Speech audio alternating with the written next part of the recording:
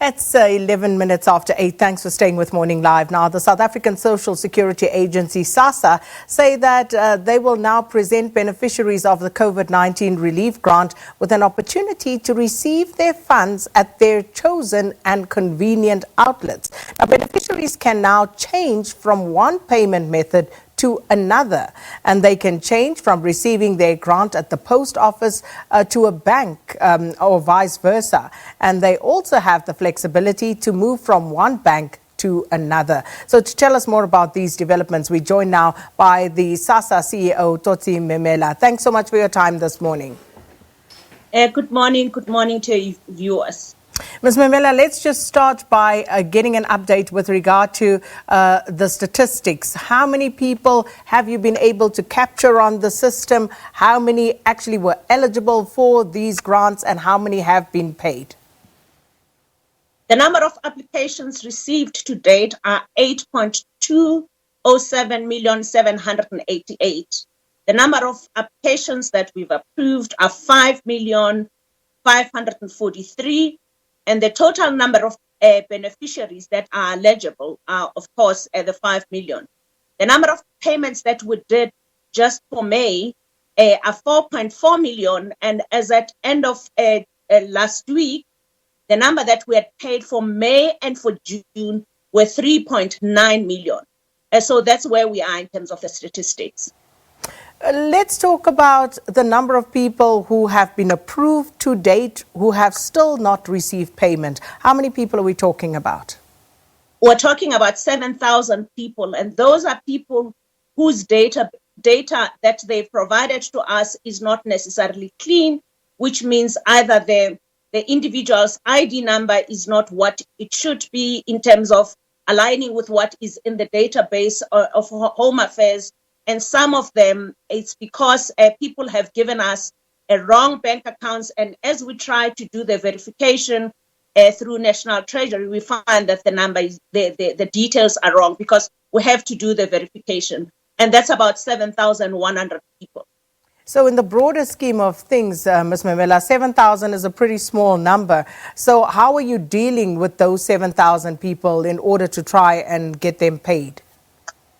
What we're doing is was resending them SMSs to say, can they please check and clear their details on the system so that we can make sure that we pay them.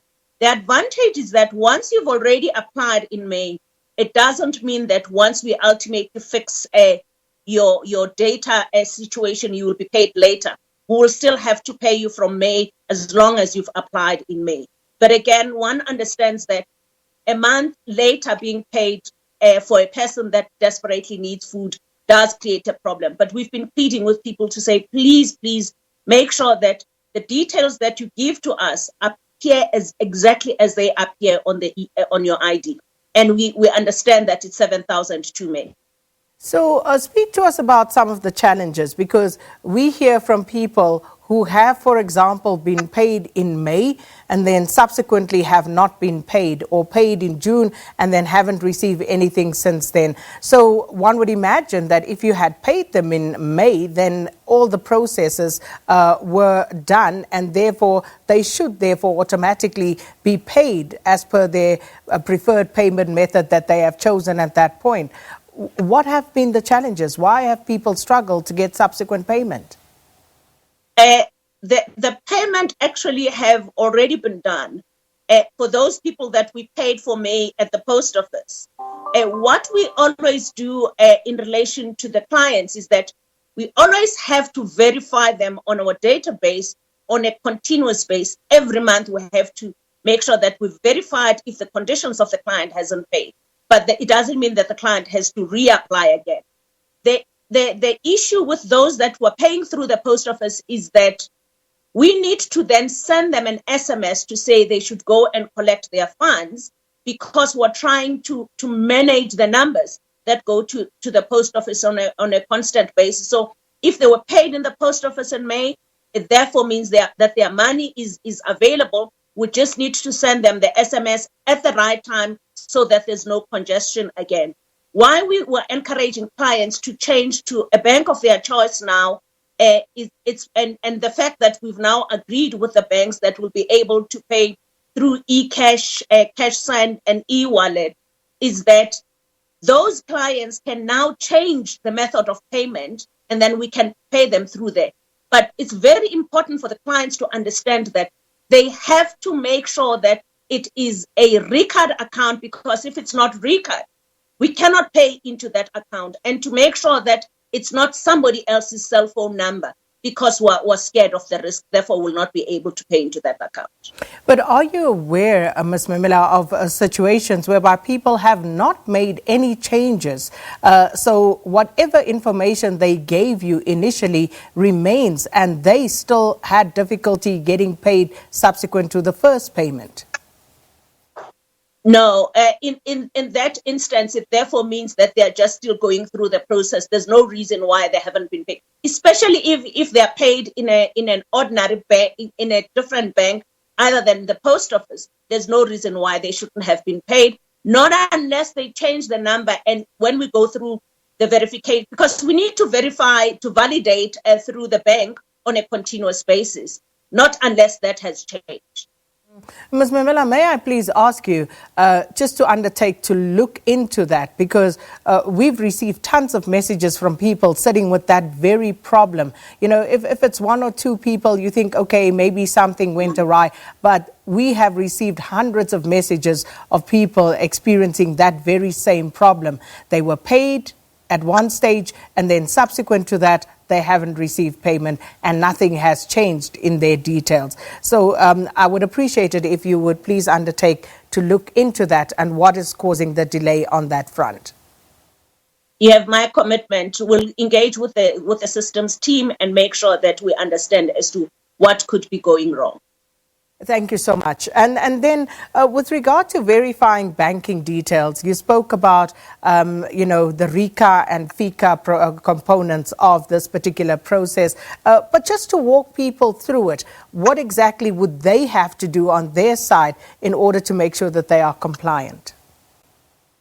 With regards to the validating that your bank account is the correct bank account, you need to make sure that the account number is the correct account number in relation to the information from your bank, because we send the information to your bank to validate that it's the correct account.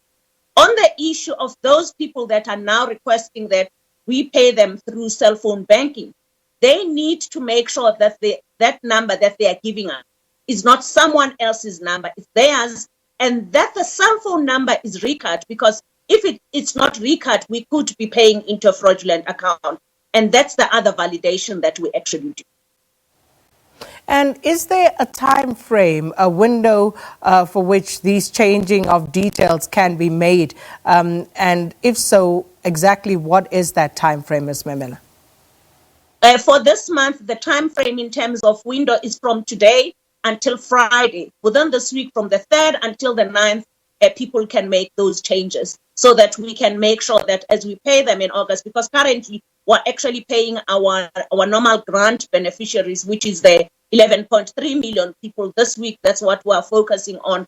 But we've opened the system so that people can make sure that they do the changes, so that when we start the payment next week again, that they've done the changes. And then with regard to issues of fraud and corruption, talks about double payment where people apply more than once, etc. What have you picked up in that regard? In terms of the double payment, it's not a fraudulent payment. It's because we had not paid people for June. Therefore, we paid them for both June and July. It's not necessarily a fraudulent transactions that we're going through. In instances where we may have to review individuals, is instances whereby we may have picked you up now in a different database, because, for example, there's other grants whose database we didn't have in the past, and these include the SASSA shops people. Now we're verifying that because now we've got that database. And there's people that have received the grants from agriculture, which means they should not have applied for our grants. Those are the ones that one could argue that they are applying for money that they don't qualify for. But if we paid you in May, we will have to come back to you and ask you to pay back that 350 that you didn't have a right for because you actually had a grant from another program that is a government program, and we did not necessarily have the database at that time. And I'm just wondering how you're going to insist on recuperating that, because I can imagine people will be saying, I'm not working, so I used it, I needed it. So how do you expect me to give it back if I'm not working? I suppose we'll work through that process when we get there, but it's been interesting that the AG picked up a number of people that are sitting in other grants, because for us, we had to make sure that we start paying. Hence, we paid everybody with that was in our system before we got all the other databases. But I think the opportunity that we have as government broadly is to make sure that our databases are clean and that our databases can talk to each other. And this is the opportunity that we have going forward.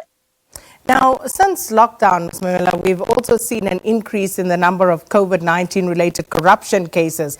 And one of those is that of the 3 suspects who allegedly tried to hack into the SASSA system. And they've since been remanded in custody by the Nelspruit Magistrates Court. So those particular instances, are you able to tell us a little bit more about that? Those suspects were, of course, arrested last month, and they are facing charges of fraud and corruption, amongst others. The area where we have the biggest challenges is where our grant beneficiaries, especially our normal grant beneficiaries, tend to go and borrow money from loan sharks. And in many instances, you find them with tons and tons of people's cards where they go and draw the money. So that continues to be a challenge. And I think it also has to do with the fact that beneficiaries may need money during the course of the month, and then they hand over their cards to what you call to loan sharks. And those loan sharks then end up taking all their money, and they don't have access to money. And in many instances, the police will find them in an ATM early hours of the morning where they are withdrawing beneficiaries' monies. So that continues to be a huge challenge. And I think we have an opportunity to make sure that our beneficiaries are educated in terms of their rights and their responsibilities. But for us to make sure that they have more access to more products so that down the line they don't always have to go to the loan sharks to borrow money and end up with their cards being taken. And perhaps just as we start to round off this particular interview, going forward, this particular database that you have now set up to pay these special grants, are you able to tell us how much it actually cost you to set up this database? We were fortunate that in terms of the development of the system, we already had a project that we were working on, which was for us to make sure that we do biometrics. So what we did was we just converted and did a variation agreement with the people that were already working on the one project. And that overall, that particular system has cost us about 4.9 million. And all the other different things that we've done is us making sure that we communicate to clients, but also setting up the USSD line and setting up the WhatsApp line. We're fortunate with the WhatsApp line, we didn't have to pay anything for it. With the USSD line, we actually took out, we did what they call in government an RT15, because there was an existing a contract with government broadly with Vodacom, and we're able to ask them to create the USSD line for us. And the initial process was that the clients were not paying for the calls that they were making. We were actually paying for the clients, and hence the cost there became high, because it therefore meant that the more times you actually try, we were the ones that are getting charged. And going forward, we're going to be able to change that so that the cost is towards the client. But that's for the future, because the bulk of the clients have come through. And we had the bulk of clients applying in May, and we had about 1 million applying in June. For July, the numbers are even much lower, and we are going to have to manage the process to make sure that we continue to have sufficient funds to pay all these clients. So looking at the system, what it was set up to do since the time that the announcement was made to the point where you have paid out all these beneficiaries? How much has the setup of that system been, Ms. Memela? I can tell you about the system it has cost us 4.9 million, as I indicated. And in terms of the other categories, would be the categories of what support we gave to the clients. The USSD line, I don't have the number at hand as to what it cost us to provide that support to the clients. The WhatsApp line has been for free. So those were the different categories of things that we needed to do. And the 4.9 million actually covered the email address and also covered us making sure that we can be able to transact on that system. And just finally, there has been talks of a universal basic income grant, and that this particular information system could be used to be used as a springboard to launch that particular fund, because you would have a database of people already. Are you able to share with us the sort of talks around that and the possibility of that coming into being? And ma'am, that's above my pay grade. I think it's a policy issue, and I don't think we as an executor in terms of providing client support, we can make any kind of decisions. And I think it's engagements that are still taking place at different quarters. We don't know. I mean, we have the ability, we have the system now that we've built. We have the ability. Actually, what's exciting is that not only do we have the ability to talk about grants that we don't know, we don't know, that don't exist. There's an opportunity even for our current clients, which is our normal grant clients, for us to be able to use the current system for us to onboard our clients, so that in future, we don't have clients going to the branch, but they can in future be able to apply electronically, and we're working on that. But you have heard about the basic income grant? I have heard about it, ma'am. Okay. Thank you so much for your time this morning. Thank you very much. And we'll leave that one there, of course. And speaking there to the CEO of SASSA, Totsie Memela, talking to us about giving beneficiaries of the COVID-19 relief grant an opportunity to receive their grants at the chosen and most convenient outlets of their choice. So that's where we're going to leave it. It brings us up to news time with Leanne at 8:30.